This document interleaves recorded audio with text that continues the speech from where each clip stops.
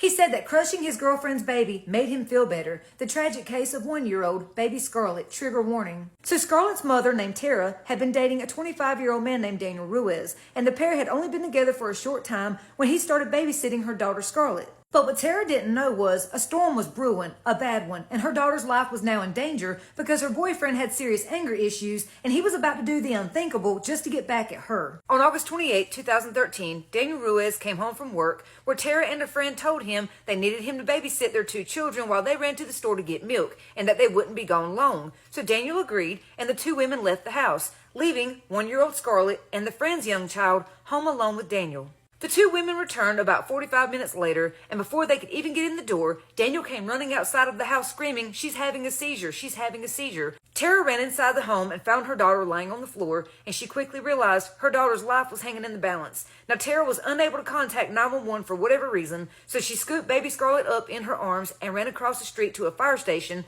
and they were able to get Scarlett to a hospital where she died a short time later. 2 days later, Scarlett's autopsy was conducted, and that was where the medical examiner found the horrific truth. Baby Scarlett had too many injuries to count because her body had been crushed, literally. Her injuries were so bad that they were consistent with a high-speed car crash or her being thrown from a rooftop landing on concrete. Initially, Daniel told the police he didn't know what happened to baby Scarlett. He claimed he was watching TV while she was laying on the floor, and then all of a sudden, she just started seizing and gasping for air. But later in the day, Daniel finally confessed to the police that he had brutally murdered baby Scarlett. Trigger warning, we're going to talk about Scarlett's murder. Daniel said when he came home from work, Tara and her friend wanted him to babysit their 2 small children, so he agreed. And once the 2 women left the house, he became very angry, and that was where he seen baby Scarlett laying on the floor in front of the TV. So Daniel, who is 240 pounds, walks over to baby Scarlett and puts his left foot on her chest and begins stepping down with all of his weight as hard as he can, crushing her into the floor. He said he kept pressing his foot with all of his weight down onto her chest and that he could hear her gasping for air.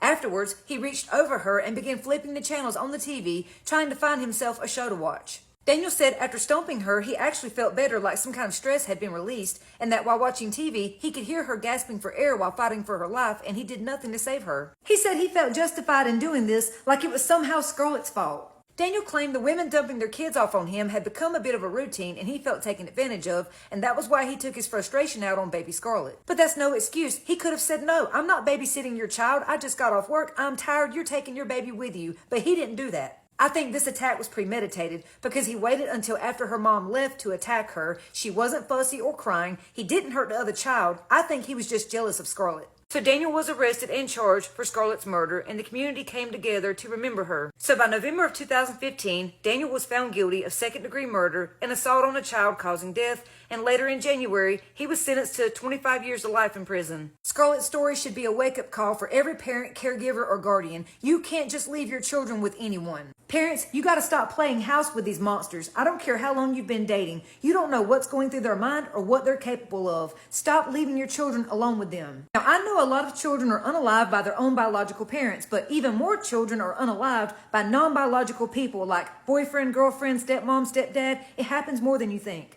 This usually happens because that person is either jealous of the child or jealous of the other parent or the attention that child is getting, or because they don't have a bond or a relationship with that child. You got to pay attention to the red flags. They're almost always there. Whether it's a facial expression, a comment, or a physical hit, these people will show you how they feel, and then you have to protect your kids when you see those warning signs. And we need new laws that not only hold the killer accountable, but the neglectful parent too, because too many parents are leaving their children with people they barely know or have just started dating. It needs to stop. Now let's take a moment to remember 1-year-old baby Scarlett. I just want to start off by saying she's the cutest little baby. I love that little crinkle in her nose when she smiles. This picture was taken just 2 months before she died. Look how pretty she is. Scarlett's family said she was always such a happy baby, always smiling. She was content. She loved to watch TV and play with other children.